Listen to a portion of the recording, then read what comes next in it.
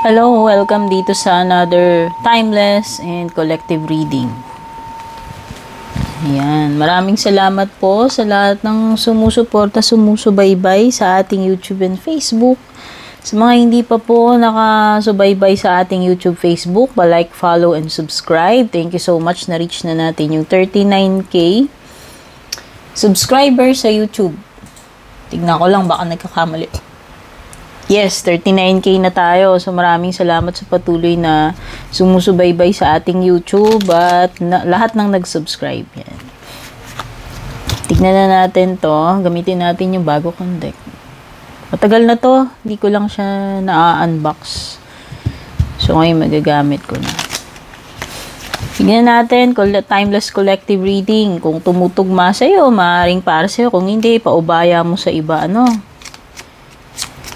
Ano ba itong mga energies na meron?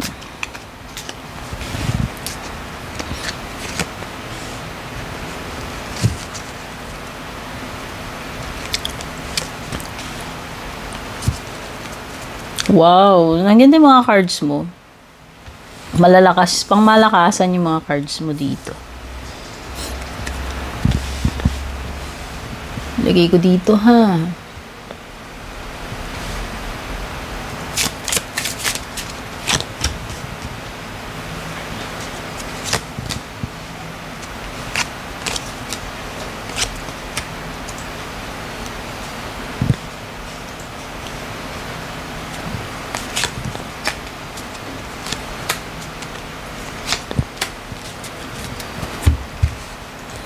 Tignan ko lang pagkakasyahin natin. Kasi masyadong maliit yung ating frame. Pasensya nyo na, hindi pa ako ganun kagaling. Sama yung paaramdam ko since Saturday. Kaya kung napapansin nyo, hindi ako nakapag-upload lately. Hindi talaga kita. Wait lang. Ito, natin siya. Gusto ko kasi makita yung formation. Ayan. Ayan. Wow, overall magandang energies na nandito. So, kung energy mo to, nako. Nakikita ko dito sa ibaba, pwedeng nagkaroon ng dito, pregnancy, or hindi ko alam kung iba sa inyo, kakapanganak pa lang, or nasa period ng pregnancy, or if you are experiencing, matters concerning motherhood, or kung if you are suffering from, problems concerning motherhood. Basta meron ditong energy ng mother or taking care of someone. So, pwedeng iba sa inyo, kahit hindi kayo nanay, hindi kayo pregnant, pwedeng ewan ko, parang kayo yung nag-aalaga ng loved one, o pwedeng magulang ninyo na elderly. Basta meron kayong tinitake care dito, meron kayong inaalagaan, no? Or kayo yung guardian, no? Halimbawa, pamangkin, ikinatiwala sa iyo ng magulang, ng kapatid mo. Basta merong energy dito ng motherhood. Okay? Or taking care of something. This is also a period ng pagiging abundant. So, marami ako nakikita dito na hindi hirap pagdating dito.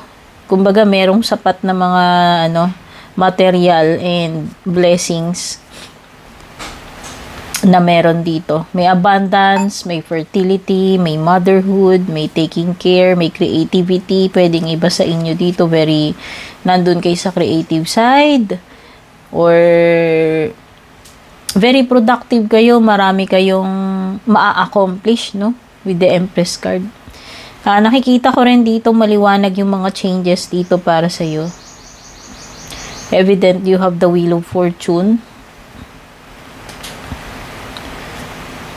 And ito, the World card, no? So, kumbaga, may mga bagay dito na talagang napipinto siyang magbago na.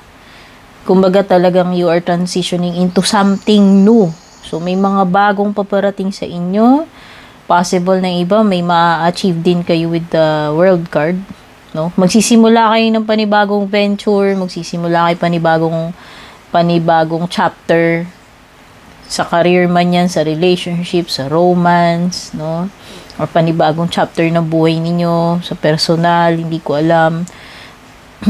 Parang meron ako nasa-sense sa personal development dito kasi may mga bagay ka dito na kailangan mo nang i-embrace, baguhin yung mga pananaw mo. Meron din ako nakikitang delay, so possible na meron kayong may encounter na mga yung mauudlot or yung tipong maghihintay kayo, no? Madi-delay, may mga postponement, ayan.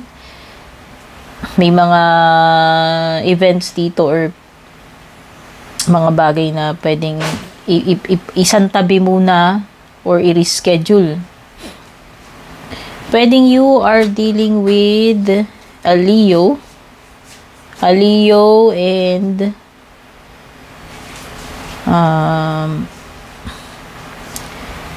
Gemini, Libra, Aquarius energy. Merong air sign. No, nakikita ko accomplishments. You have 10 of Pentacles. Secured, no? So may masisecure ka dito. May makukumpleto, may ma-achieve, may ma-accomplish kung ano man yan. Pwedeng ito ay may kinalaman sa family mo. Pwedeng nakapagpundar ka, kumbaga matagal mong pinaghirapan. Matagal mong goal yan. At saka, itong mga goal na to, nakikita ko, ito ay pangmatagalan na eh. So, pwedeng ito ay mga family wishes or goals, no? Na gusto mong matupad, na finally ma-accomplish mo, matutupad mo with the, with the world card.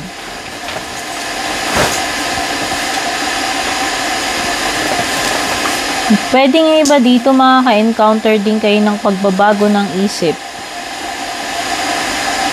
Change of heart or change of mind. Meron ako napifeel na pagbabago. And possible na may darating na bagong relationship or connection sa inyo because you have 2 of Cups and 6 of Cups. So, pwedeng itong this is a past person. Possible.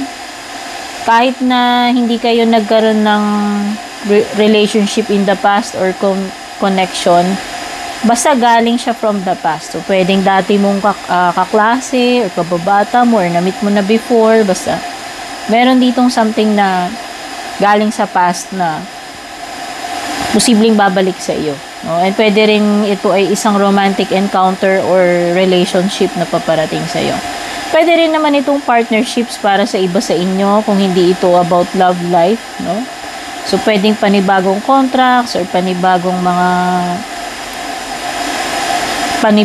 experience pagdating sa career or trabaho, no? Projects, yan. Possible na may mga projects. Magsisimula kayo definitely with the Fool. Ito, yung iba sa inyo, willing na talaga kayong mag-take ng risk dito. Willing na kayong sumugal, makipagsapalaran, mag-try. Whether this is a new career move, or a career change, or a relationship matter, no? Pwedeng may kinalaman kasi basta meron siyang kinalaman about magta-try at magsisimula. Okay? Business, career man yan, or romantic, no? At nakikita ko dito, magiging very wise ka and paano ba to?